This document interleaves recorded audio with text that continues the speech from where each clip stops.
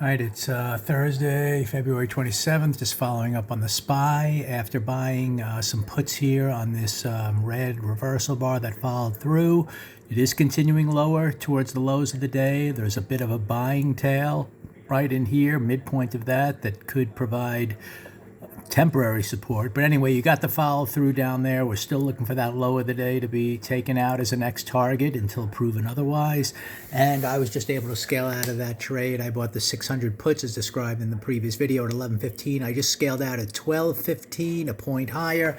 And now at no risk, I get to see really what unfolds here price action wise, for the rest of the morning and for the rest of the afternoon to see if we can make that secondary push. My methodology is described in many previous videos is always the first move of the day, what that means directionally, and depending on that first move of the day, other context, the pre-market range, everything else, sometimes I look for a secondary move towards either the intraday high or low. In this case, obviously we held the midpoint of the first bar, rolled over, so I'm looking for the intraday low to be tested, and those are the two things I look for. So there was a good trade early on to buy puts. I bought puts on the QQQs. I described that on previous videos, and to me this is a good secondary trade, whether you're trading the SPY or the QQQs, for a push to new lows. And since you're getting in here at a good location, you're getting a little bit of immediate follow through. Whether or not it hits its target or not, by scaling out, I set up a no risk scenario, and now I get to see price action leading the way in terms of what really happens next. Again, this is a key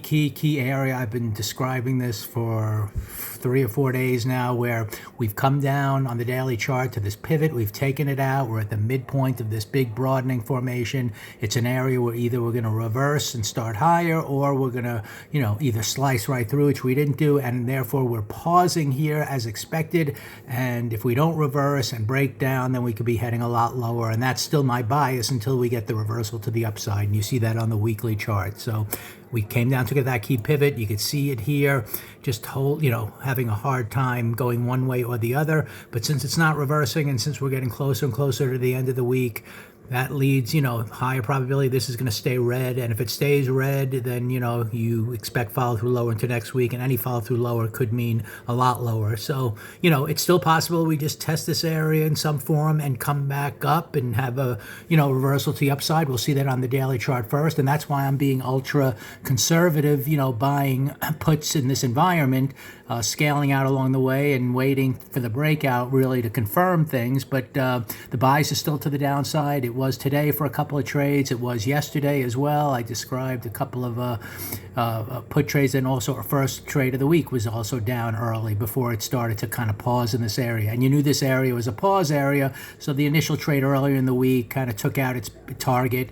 And I remember making a trade down here, taking gains, and now I've been watching this choppiness, all the way. So it's a question of, are we going to reverse here and hit higher, or is it just a pause before a much bigger drop? And I'm biased to the downside until things change.